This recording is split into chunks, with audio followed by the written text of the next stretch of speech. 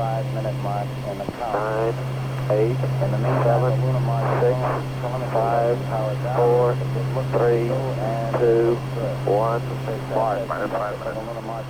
Hello everyone, this is RaySpace and welcome to launching the Saturn V rocket in Microsoft Flight Sim 2024 using TerraBuilder's Kennedy Space Center version 2 in sync with Apollo in Realtime.org's 56th anniversary commemoration of the original events. So this is in time on July 16th, right as it would have launched, except 56 years into the future.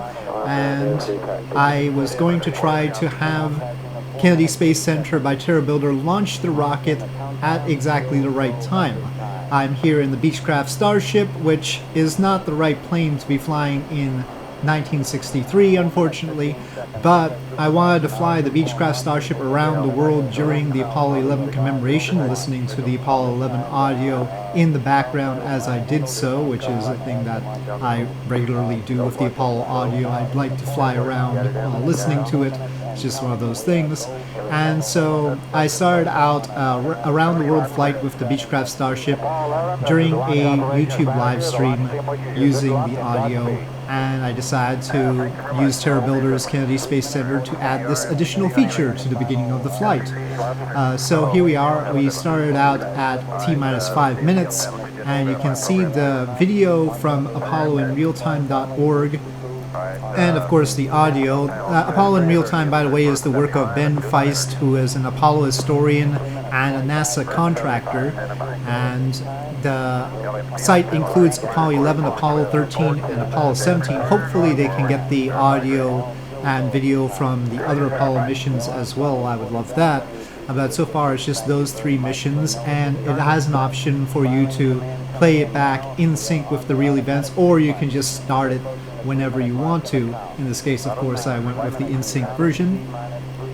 I had previously done a full Apollo 11 recreation in Kerbal Space Program real time with the PAO audio, that's the Public Affairs Officer audio, and what onboard audio I could get from the command module and lunar module. So I synced those together, and then I added music to the silent portions.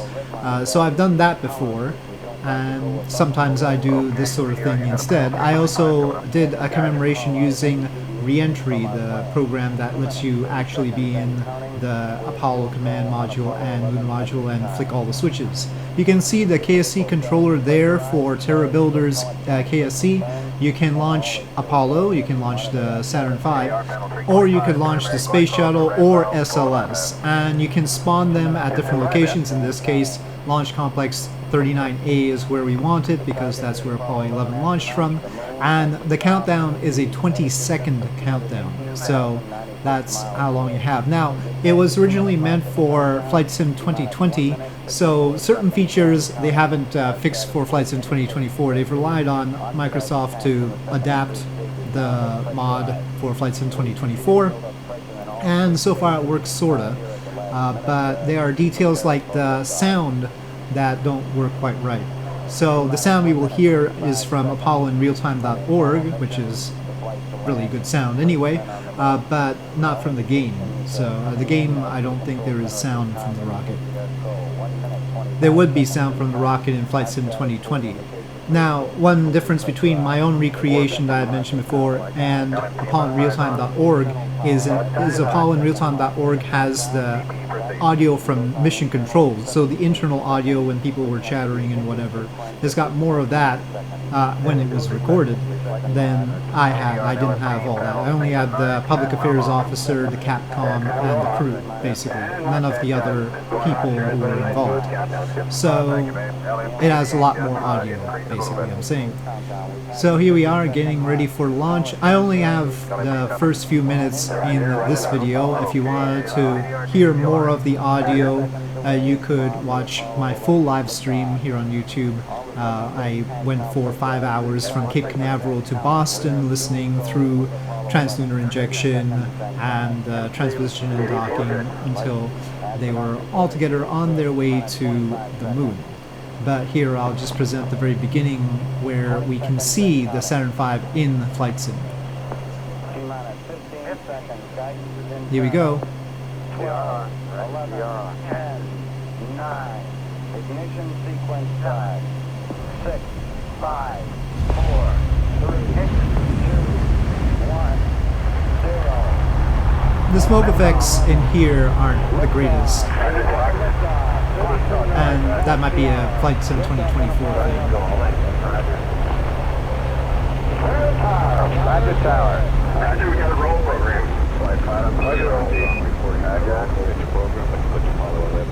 It did clear the tower faster than the real thing, but some of the later Apollo missions had more thrust actually, so it might be more suited to those. Plus 30 seconds. Flight line safety is normal. Roger, Roll complete and the pitch is programming. Roger roll, roger pitch. Just trying to keep it in view here. Stand by for 1 Bravo. So, marvelous work from TerraBuilder, of course, and as I understand it, they're aiming for even more ambitious things regarding space flight in Flight Sim, so I look forward to that if they manage to pull all that off. Their models are very good, as if we really went up close, the towers, the rockets are all pretty, they're very pretty. So, hopefully they can put them to more use and let us do more with them. But for now, I continue my flight with the Beechcraft Starship. We see the Saturn V in the game recede from view. And a nice video from ApolloInRealTime.org. Very grateful for that website and all the detail that was put into it. It has the transcript there. You can see everything that people said. So, during the 56th anniversary, I plan to continue this flight with the Beechcraft Starship, hopefully during the 8 days, I think it is, until July 24th. Through that time, I'll be able to fly around the world with the Starship, is my plan. And of course, the landing for Apollo 11, the landing on the moon, was on July 20th, so that'll be another special day. I don't think we can simulate that in Flight Sim, but I'll have to think of something special to do during that. I still do want to fly the plane though, so that's the complicated part. Anyway, as Apollo 11 on the Saturn V continues on its way to orbit, I'll wrap it up here for now and say thank you for watching. I hope you enjoyed this video. If you did, please do press like. If you have any comments or suggestions, please leave them in the comment section below, and I'll see you next time.